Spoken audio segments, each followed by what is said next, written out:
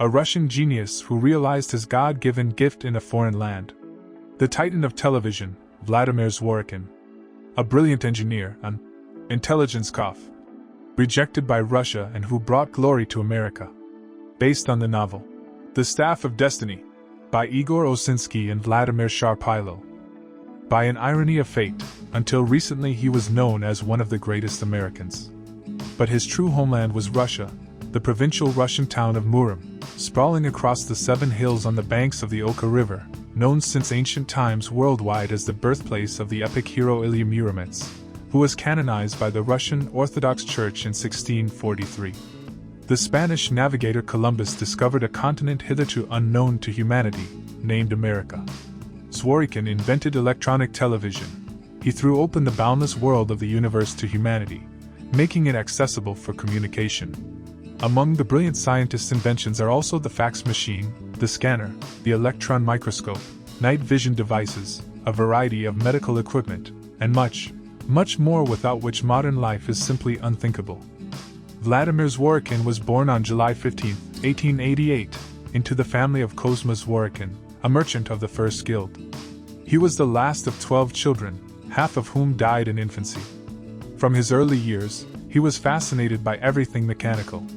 The young genius's curiosity was so great that all mechanical toys and instruments he got his hands on, up to his father's expensive Swiss watch, were dismantled into a set of parts. Even before starting school, he invented an electronic doorbell and installed it for free on the doors of relatives and friends. While working as a cabin boy on his father's steamboat, he fixed a steam whistle that had baffled the local mechanic. Encouraging his son's interests, his father bought him a telescope. Gazing into the mysterious tapestry of the universe, where stars performed their majestic dance, the boy would linger for a long time on the outlines of the moon. "It looks like Earth," he would pester his father. "Papa, are there people on the moon? What do they look like? Are they like us or different? How do they live?" Upon learning that through the telephone, which was a marvel at the time, people could communicate over great distances, he said dreamily, "When I grow up, I'll invent wires that will let us not only talk but also see everything happening on the moon." And he, a Russian genius, a boy from an ordinary bourgeois family, did exactly that. On July 21, 1969, American astronaut Neil Armstrong, the first Earthling to step onto the surface of the moon, announced to the world on live broadcast, "That's one small step for a man, one giant leap for mankind." Thanks to the electronic telewires, invented by Vladimir Zvorykin in the 20th century, it became possible to look not only into the most remote corners of the planet, but also into the boundless cosmos and ocean depths. What the great scientist felt while watching the moon landing on television, pride that his childhood dream had come true, or a hidden sorrow that it was not the Russians who did it, for he remained Russian in his soul all his life, and not American, will forever remain a mystery. Vladimir Zvorykin's life resembled walking through a minefield. He was sentenced to execution by firing squad several times. Only by a lucky coincidence was he not among the passengers of a steamboat sunk by the Germans. His earthly journey could easily have ended in the Kolyma gulags or in the dungeons of an American prison. But every time, the invisible hand of the Almighty saved him from death. Kozma Zvorykin hoped to pass his mercantile business on to his youngest son. But Vladimir chose a different path.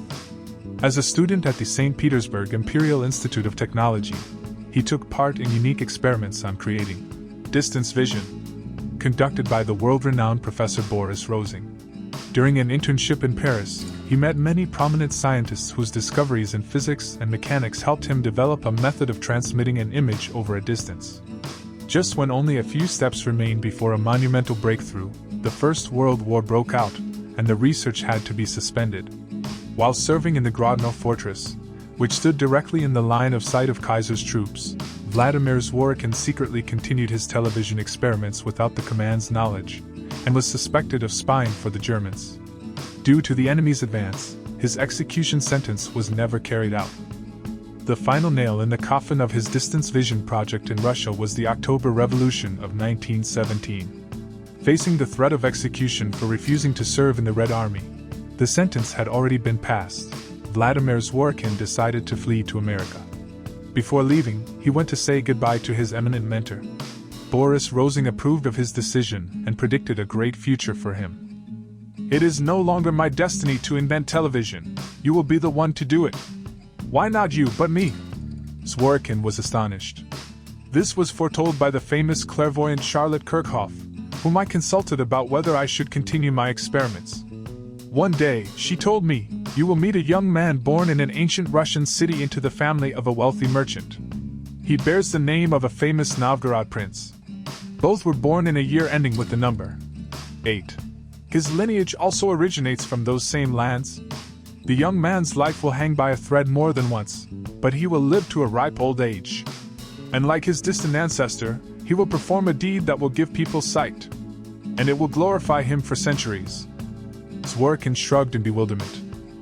"I don't understand why you decided the fortune teller pointed specifically to me. What does give people sight mean? It's just a fairy tale, nothing more.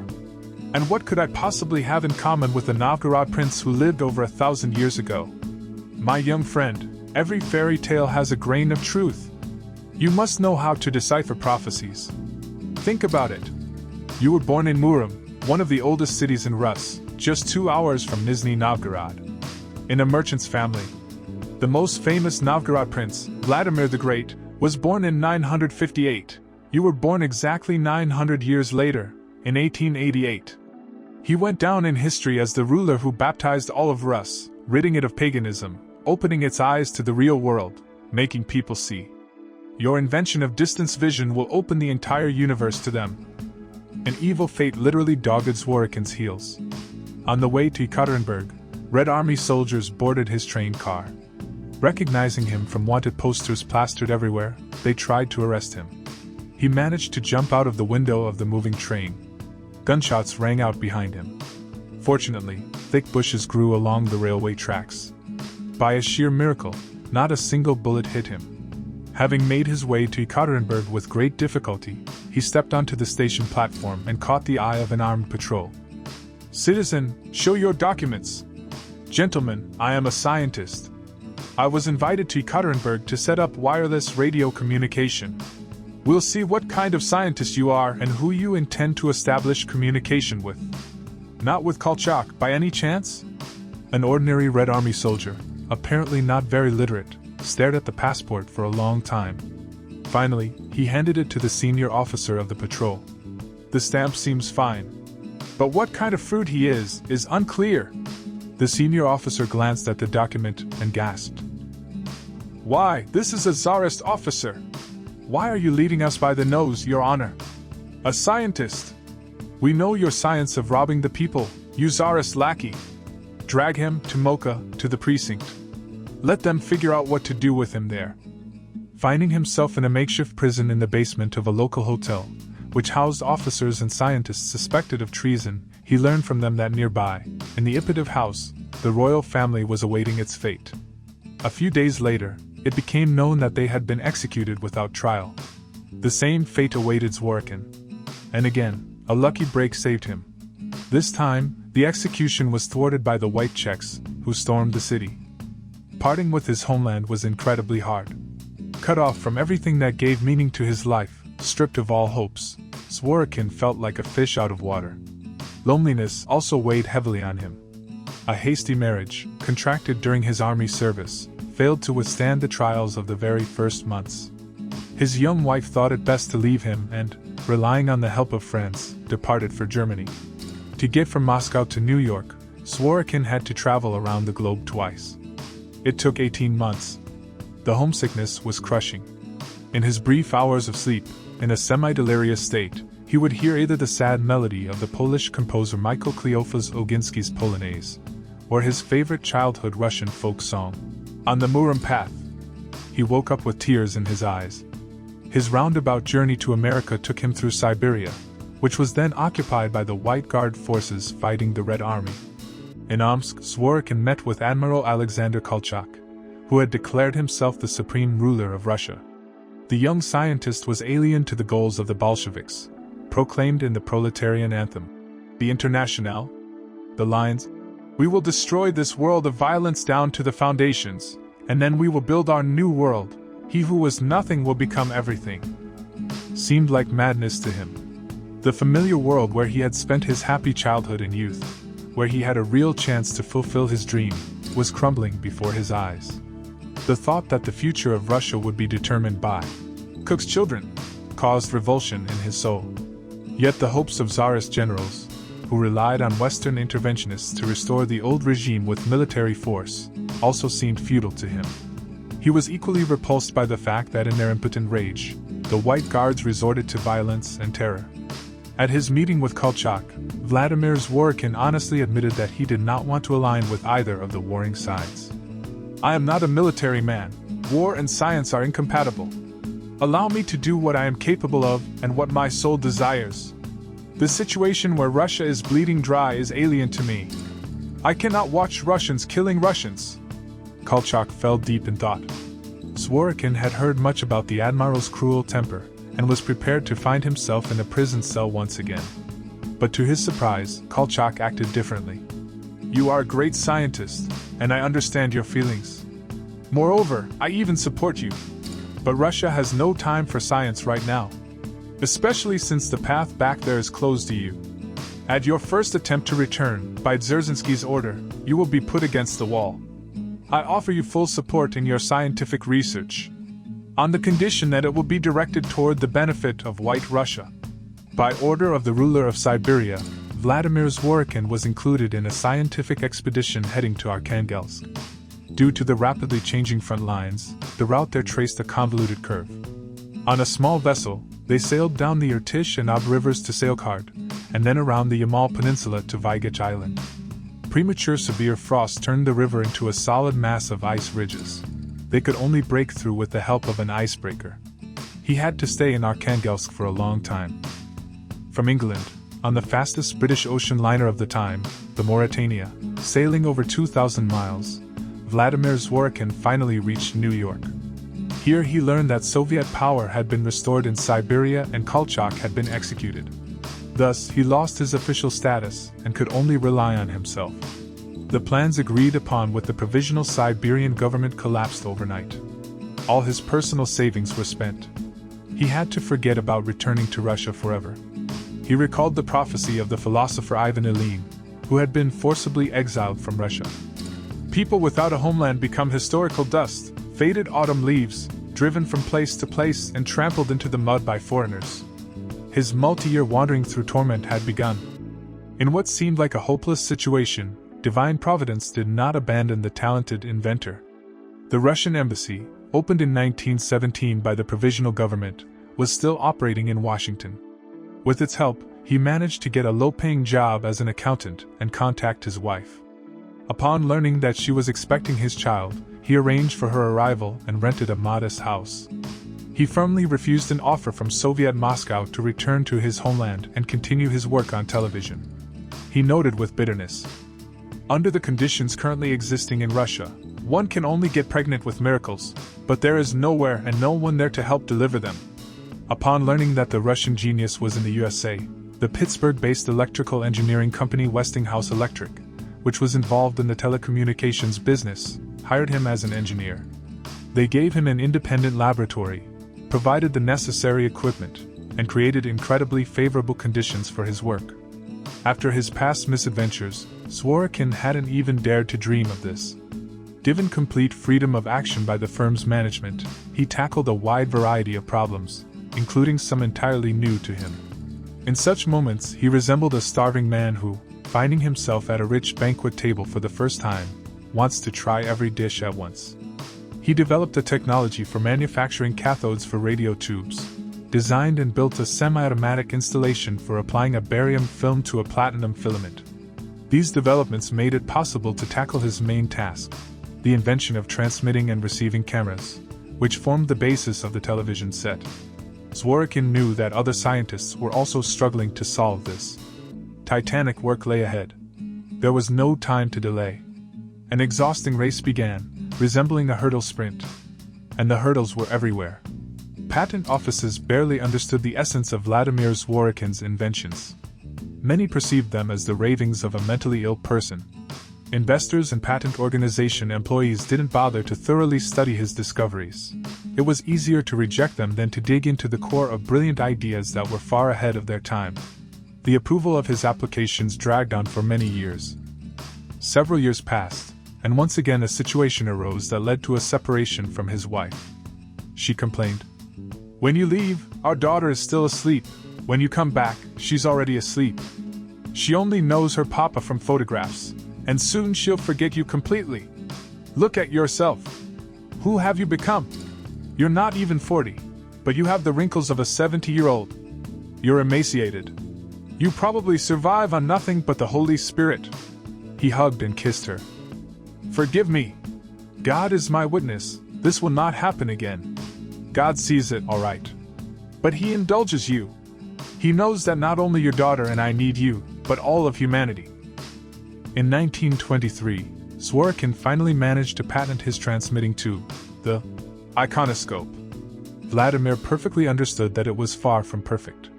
To improve it, considerable funds were required.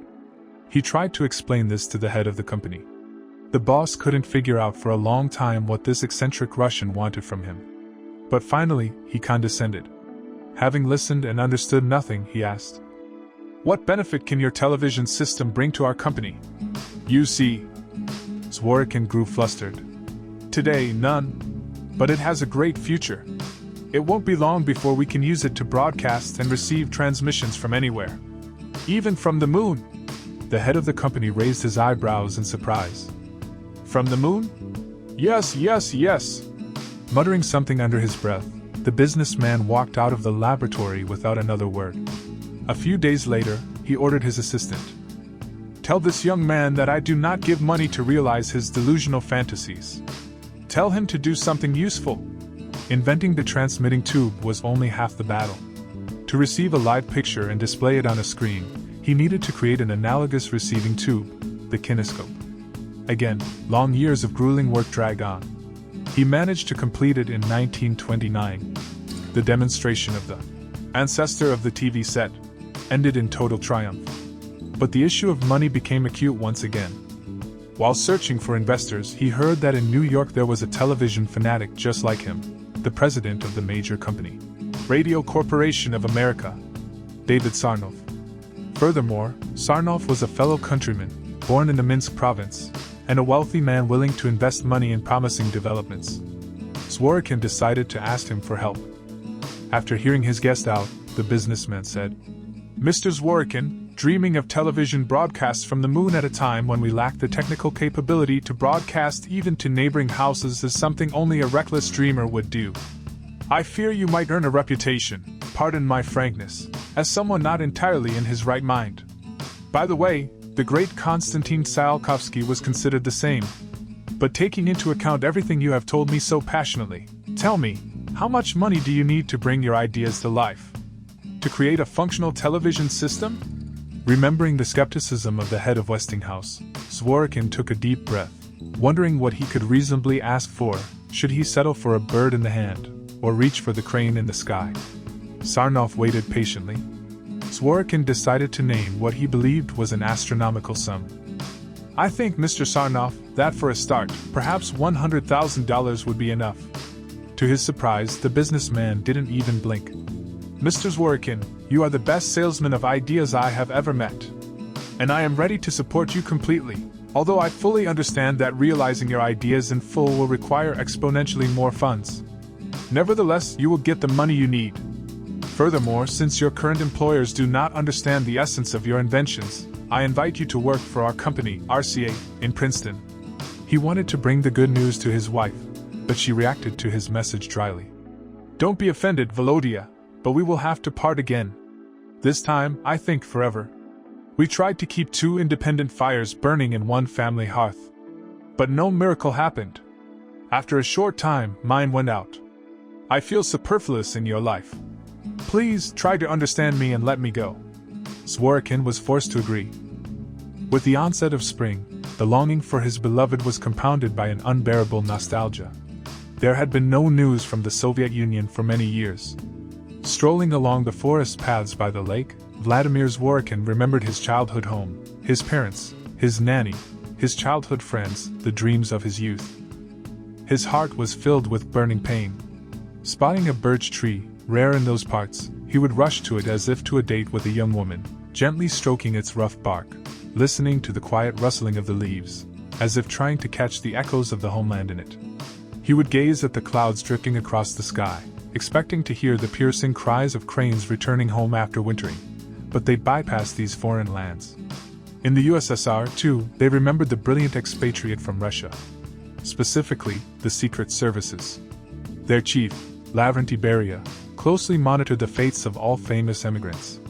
He reported to the leader, "Comrade Stalin, this is unacceptable. A self-taught scientific nugget born in Russia, who received an excellent education here, is gifted to the Americans by our generosity, bolstering their scientific power. We must somehow return him to the homeland." "And what do you propose, Lavrentiy? Kidnap him?" Beria smirked. "This genius is no donkey. You can't drag him on a rope. We must try to persuade him to return. Promise him conditions for scientific research no worse than those across the ocean." "Very well," Stalin agreed. After diplomatic relations were established between the USSR and the USA in 1933, the Ministry of Foreign Affairs once again sent Vladimir Zvorykin an official offer to return to the Soviet Union, promising to create the most favorable conditions for his scientific work. Zvorykin refused.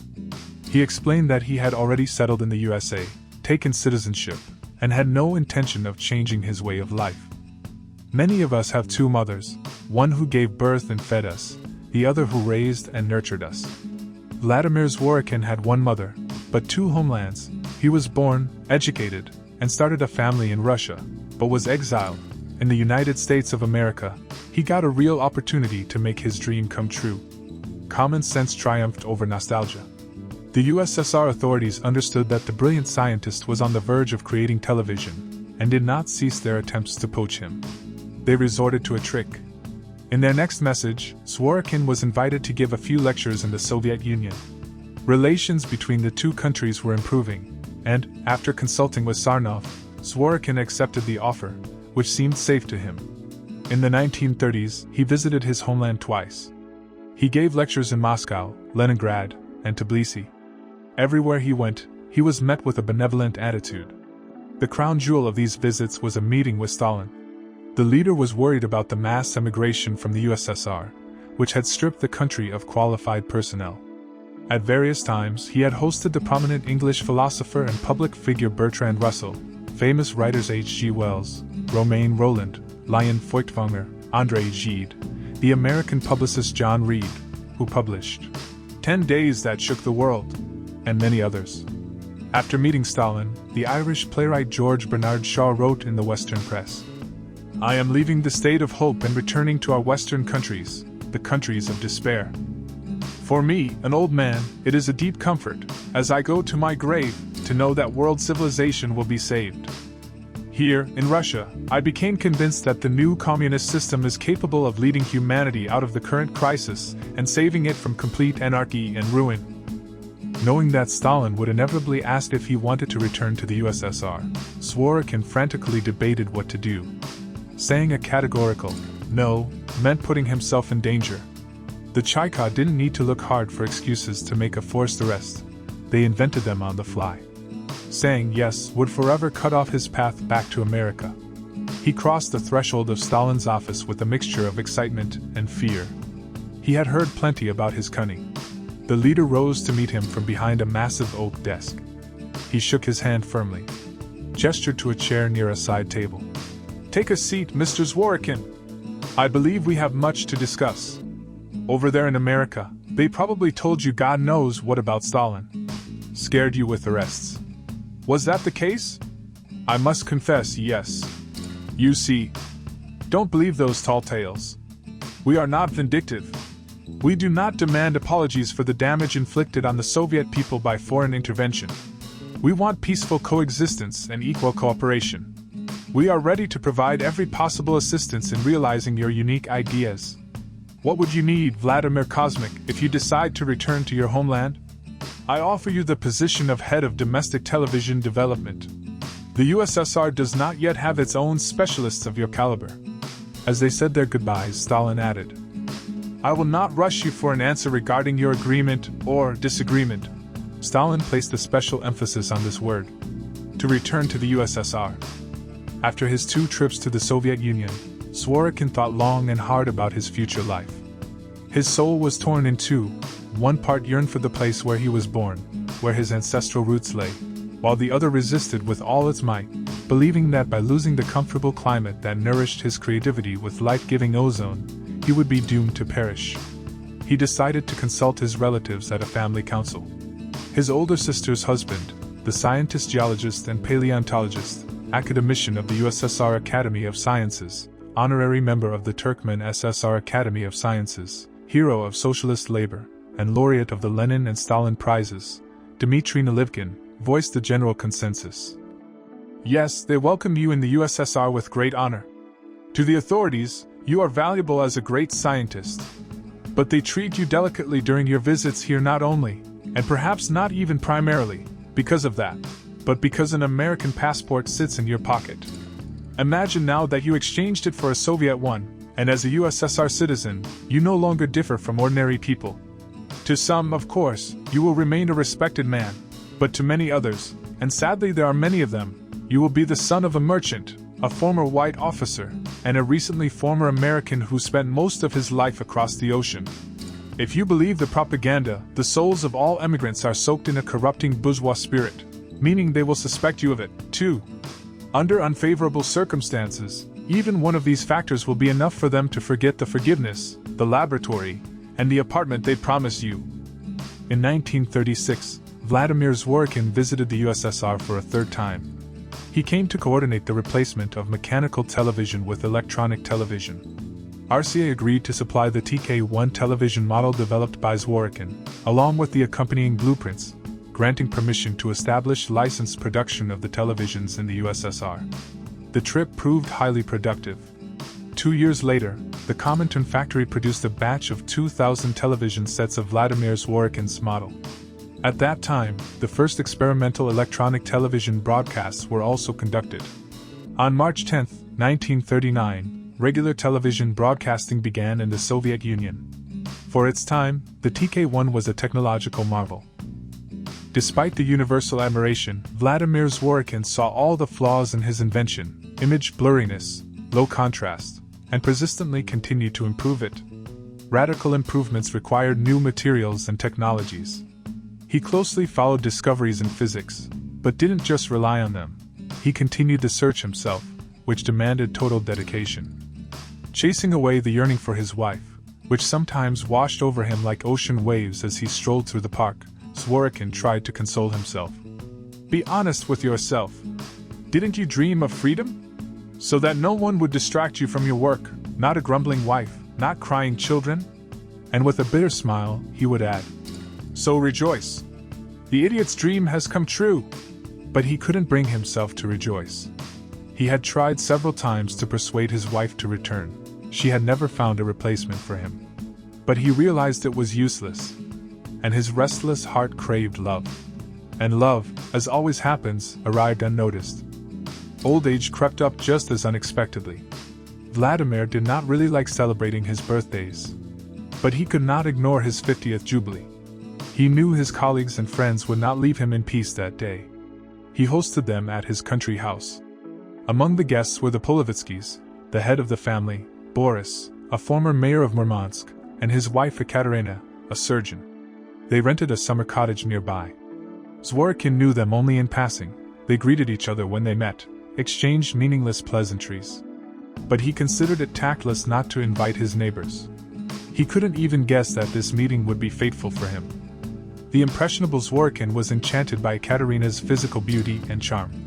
His soul, which had seemingly resigned itself to loneliness, suddenly overflowed with new feelings. Much like with his first future wife, Vladimir fell in love at first sight with this mature woman who had retained the freshness of youth, and he persistently sought reasons to deepen their interaction. Fortunately, they shared common interests. Polovitskaya was a professor of microbiology at the University of Pennsylvania, and Zvorykin, after his internship in France, had developed a passion for medical electronics. When they met, they would enthusiastically discuss topics of mutual interest for hours. His passion for Ekaterina burned brighter as the years passed. To hide it, he tried to maintain a strictly formal demeanor during their meetings, just as she did, which only betrayed him even more. He mentioned his undying love only in letters. These letters became increasingly intimate. Initially, Polovitsky replied to them in a very reserved tone. But there is a reason they say that drop by drop, water wears away the stone. Gradually, encouraging notes for Zvorykin began to slip into her replies, and her attitude toward her husband grew colder. Upon learning that his wife was infatuated with the scientist, Polovitsky declared that under no circumstances would he ever grant her a divorce. The romance between Zvorykin and Polovitsky lasted for 20 years. Knowing of Vladimir's emotional suffering, his close friends often introduced him, under various plausible pretexts, to women whose charm they thought even the most convinced misogynists couldn't resist. But all their efforts were in vain. For him, only she existed. Throughout the endlessly long years of separation, Zvorykin and Polovitsky exchanged touching letters filled with pure love. Whenever possible, they called each other. On Ekaterina's birthdays, Vladimir would fly an airplane over her house, located on the opposite side of the lake, dipping his wings in greeting. And when his beloved stepped out onto the porch, he would drop luxurious bouquets of flowers at her feet. Following Nazi Germany's attack on the USSR, Vladimir Zvorykin took an active part in the Russian War Relief Fund. Even though it was approved at the very highest levels of the US government, everyone involved in organizing supplies to the USSR, including the Russian-born scientists, came under the intense, secret surveillance of American intelligence agencies. The basis for suspecting the scientist of spying for the USSR was his security clearance for classified materials. Without publicizing their actions, FBI agents recorded even the slightest details about his contacts with people who had even a tangential relation to the USSR. Above all, the FBI was worried about a potential leak of information regarding the highly classified development of the atomic bomb. Zvorykin was not directly involved in this work, but the FBI believed he could obtain information of interest to Moscow through roundabout ways. FBI Director J. Edgar Hoover personally got involved in the Zvorykin case.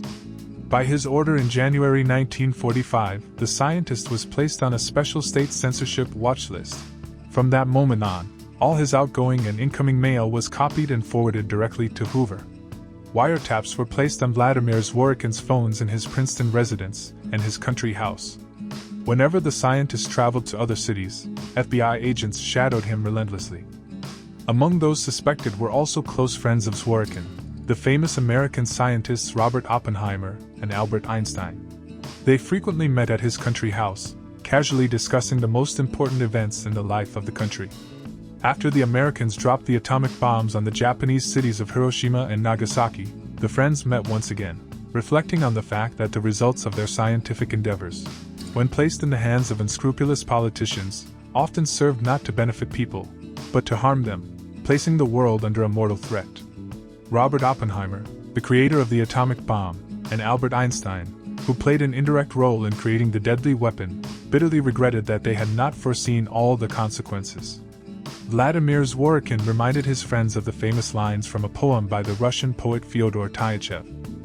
"We cannot predict how our word will echo, and sympathy is given to us, just as grace is given to us." He too admitted that he had not considered that his creation of television might also have a dark side. "While creating it, not even in my worst nightmares could I have foreseen that there would be madmen who would use the discovery of distance vision to the detriment of people. I created a monster capable of brainwashing all of humanity. And it is already brainwashing them. This monster will drive our planet toward homogenized thinking. You evaluate reality based on the people you see on the screen, the people you listen to. Sometimes you argue with them, object, and even feel like you win the argument. But this is only an illusion. The one in charge is the one pushing the buttons. He determines who to show and what to say to achieve his goals. Out of hundreds of speakers, he, unseen, selects those who are useful to him, not to you, me, or the truth. He selects those who drag you into chit-chat about nonsense instead of discussing the core of the matter." After the war ended, Vladimir Zvorykin threw himself into improving his brainchild with even greater energy, trying to make it not just mass entertainment, but a window to the world. RCA quickly shifted back to peacetime production, and by mid-September 1945, new, modified models of black and white televisions began rolling off its assembly lines. Meanwhile, Zvorykin, with his characteristic foresight, was already looking to the future. A month later, on October 30, 1946, his laboratory demonstrated the first color television broadcasts. An experimental tube with a screen size of 15 by 20 inches, 38 by 50 centimeters, reproduced high-quality colors. In April 1951, he demonstrated a new development, a television system capable of reproducing three-dimensional images of objects. In January 1958, a bilateral agreement on exchanges in the cultural, technical, and educational fields was signed between the Soviet Union and the United States of America in Washington. To Vladimir Zvorykin's delight, it also included exchanges in the field of communications, scientific and cultural radio and television programs, broadcasts dedicated to discussing international problems where compromise was possible, and the exchange of radio and television equipment along with corresponding specialists. It was a genuine breakthrough that allowed citizens of the USSR and the USA to look at each other with open eyes. Among the first events under the agreement were exhibitions held in the USA and the USSR, designed to deepen the knowledge Americans and Soviet people had of each other and to promote rapprochement. The exhibition of achievements of Soviet science, technology, and culture opened in New York on June 29, 1959, in the Coliseum Exhibition Pavilion, not far from the famous Central Park. Americans showed immense interest in it. With unconcealed curiosity, they examined the world's largest passenger plane, the Tu-114, on which the Soviet delegation, including chief aviation designer Andrei Tupolev, arrived in New York, and the model of the atomic icebreaker Lenin, the world's first surface vessel with a nuclear power plant. But what interested ordinary Americans most was how ordinary people lived in the USSR. With unconcealed curiosity, they studied the models of Khrushchevka's standardized prefab panel apartment buildings, and the interior of a typical Soviet apartment. The American National Exhibition was held in Moscow's Sokolniki Park from July 25 to September 4 of that same year. The U.S. built the pavilions, paved the roads, and planted the flower beds themselves. All of this cost them $3.5 million. The centerpiece of the exhibition was a circular pavilion covered by a delicate, golden geodesic dome. It looked as if it were assembled from a multitude of crystals. The architectural effect was created because the dome was assembled from individual shells, diamond-shaped sheets of anodized duralumin, curved longitudinally. The exposition featured industrial and scientific achievements, American art, work, leisure, and everyday life of Americans, cars, fashion, model homes and kitchens, Pepsi-Cola, jeans, dishwashers, computers. All of this generated immense interest among visitors. Over 6 weeks, 3 million people visited the exhibition. No event in the history of Russia and the USSR had ever caused such a sensation. Art lovers were stunned by the artistic avant-garde, the paintings of the American artist, ideologue, and leader of abstract expressionism, Jackson Pollock. Unlike the famous Russian idiom, to discover America, which means to state something that is already obvious to everyone, at the Sokolniki exhibition, Soviet people were discovering it for themselves in the literal sense of the word. For the most part, naive questions poured out as if from a cornucopia. What is your salary? How do people get married over there? Is it true that in America, no one ever visits each other's homes? How much do you pay for housing? What movies do you watch? Do people in America really put their feet on the table?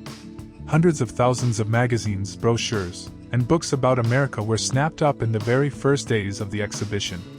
The printed materials had to be nailed to the walls, but by evening, they too quietly disappeared. Muscovites generously treated their guests. During the exhibition, about 20,000 cakes and pies were baked and fed to the visitors. The apotheosis of this fateful political event was the arrival of U.S. Vice President Richard Nixon and the head of the USSR government, Nikita Khrushchev, for the exhibition's opening on July 24. Vladimir Zvorykin was part of the official delegation and was able to observe the proceedings from close range. And they were packed with sensational drama. Khrushchev refused to admit that the Americans had learned earlier than others how to use technical progress to improve everyday convenience and living conditions for the population. Look at how convenient our washing machines are, Nixon said.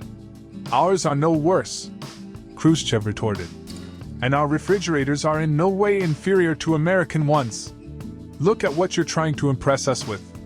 Big deal, dishwashers. What a technological marvel! Are you too lazy to wash a plate? Lawnmowers. I'd like to see how they would handle the waist-high grass in our meadows. You eat pre-packaged food. That's bad for the stomach. Only freshly prepared food is healthy. And your Pepsi? It tastes like shoe polish. Unquestionably worse than our non-alcoholic drinks. All your household appliances train you to be lazy. I wouldn't be surprised if you have a machine that puts food in your mouth and pushes it down into your stomach. Having poured out his emotions on a bewildered Nixon, Khrushchev calmed down, though he continued to interject barbs into Nixon's presentations at every opportunity. On July 29, 1958, Vladimir Zvorykin turned 70. In connection with his jubilee, he was permitted to travel back to Leningrad to celebrate his birthday surrounded by relatives. Here, at the Nalivkin household, the large extended family gathered. His sister Nadezhda came from Novosibirsk, his brother Nikolai from Tbilisi, and Maria from Moscow. Nephews and the very young grandchildren of his sisters were also present. It was here that an invitation to visit the leader of the USSR, Nikita Khrushchev, reached him. At the appointed time, Zvorykin was brought to the Kremlin. Khrushchev's office was very familiar to Vladimir. It was here that Stalin had received him in 1933. Almost nothing had changed in it since then. So this is what you look like, the American genius of a Russian vintage. Khrushchev met Zvorykin with a broad peasant smile, rising from behind the massive oak desk. Glad to see you. I examined your inventions at the Sokolniki exhibition with tremendous interest. It's a pity they bear an American stamp, rather than a Soviet one. That is just how fate turned out, Nikita Sergeyevich. But I always remain Russian in my soul. Russian, yet you serve our worst enemy. Science has no nationality, Nikita Sergeyevich. As you know, I took a modest part in the creation of Soviet television. I've heard. However, you refused to return to your historical homeland. But Kapitsa agreed, and brought glory to the USSR worldwide. Anyway, let's not dwell on the bad. Better tell me, how are things going for you in America? What new inventions are you working on? How else will you delight the world? Perhaps you have some problems? We would be happy to help resolve them within the framework of cooperation between our countries. And if you finally agree to return to the homeland, we will create working conditions for you that your American colleagues couldn't even dream of. I hope this isn't the last time we see each other. Maybe you have some personal requests? Nikita Sergeyevich, in a year or two, I would like to visit the Soviet Union again with my wife, Ekaterina Andreevna. She is a famous scientist in the field of medicine, a developer of pharmaceutical manufacturing technologies, many of which the USSR purchases. Could we possibly visit my homeland, the city of Murom? Khrushchev frowned. We'll think about it. In the 1960s, Zvorykin and his wife visited the USSR several times. In July 1962, the International Cancer Congress was held in Moscow.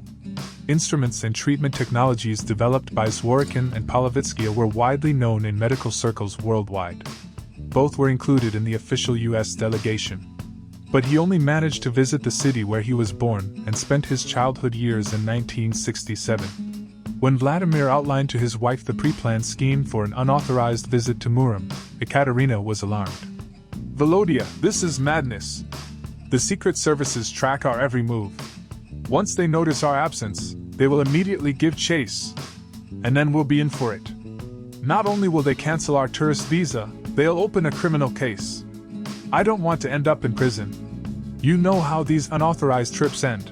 American newspapers have written about it more than once. Don't worry. After all, I don't intend to visit military factories, let alone photograph them. I just want to glance at my father's house, visit my parents' graves. Is that a crime? Seizing the right moment, they slipped away from their tour group unnoticed, hired a taxi, and left for Murom. Nervous as a child, Vladimir led his wife through the achingly familiar streets, showed her his high school, the library. They went to the cemetery by the Church of St. Nicholas, the embankment overlooking the Oka River, where his father and mother were laid to rest. Surprisingly, the graves of his parents and all his relatives were well kept. Fresh flowers lay at each one. Probably my father's former employees look after them. They placed bouquets of flowers and, according to Russian tradition, a few candies at the obelisks. Vladimir pulled out a flask. Shall we remember them? Having sprinkled the graves according to the same custom, they took a sip of cognac from small shot glasses. Sleep well, my dear ones, he sighed. Most likely I am visiting you for the last time. To conclude their little tour, they approached his father's house. Do you see that window on the second floor? He wiped away tears with a handkerchief. That was my small room. There, just as I promised, you have visited my youth. The emotional Zvorykin sighed as they left his native city. Honestly, I never even expected that they remembered me here. They will remember you, Volodya, always. Russians are an amazing people, unlike any other. In July 1982, one day shy of his 93rd birthday, the greatest scientist of Russia and America, Vladimir Zvorykin, passed away quietly. It seemed nothing foreshadowed it. Just hours before his death, keeping his unchanging habit, Zvorykin took a walk in the park. He returned vigorous, in a good mood. Seeing that Ekaterina, deeply bereaved by her husband's death, was in no state to take active steps, Vladimir Kosmika's granddaughter, Nina Melinda Lee, took over the organization of the funeral. The priest closest to the Zvorykin family, Father John Turkovich, was preparing a memorial service for the deceased. But the granddaughter categorically opposed it. Grandpa ordered that his body be cremated, and the ashes scattered over his beloved Lake Taunton. Polovitsky tried to object. How can that be? He is Russian. And in his homeland, it is customary to strictly follow Orthodox traditions. I don't care about these traditions. We will do exactly as Grandpa willed. His will is the law for me. The planned Orthodox memorial service had to be cancelled, as the Orthodox Church does not read burial rites over ashes. Instead, on August 3rd, a memorial ceremony dedicated to the memory of the outstanding scientist took place in the Princeton University Chapel. Colleagues and relatives attended, and the eulogy was delivered by V.K. Zvorykin's former student, Dr. J. Hillier. What lay behind Zvorykin's decision to pass into eternity, dissolving without a trace into the blue mist over his beloved lake? During his life, a son of a devout merchant family, he made no secret of the fact that he had become a staunch atheist. Vladimir Kosmika's unwillingness to follow Orthodox rites after death was, of course, a manifestation of the scientist's atheism. And yet, pondering his final will, it is hard to shake the desire to find some other motives to explain such an unusual decision. Ekaterina Andreevna Polovitskaya Zvorykina lived without her beloved husband for another 2.5 years. She held up stoically despite her age. She sometimes left the house, but she would begin speaking Russian to passers-by, and no one understood her. The wife of Vladimir Zvorykin was also buried in the Princeton cemetery. On her tombstone is an inscription she had thought up while still alive. Whatever happens, I am with you.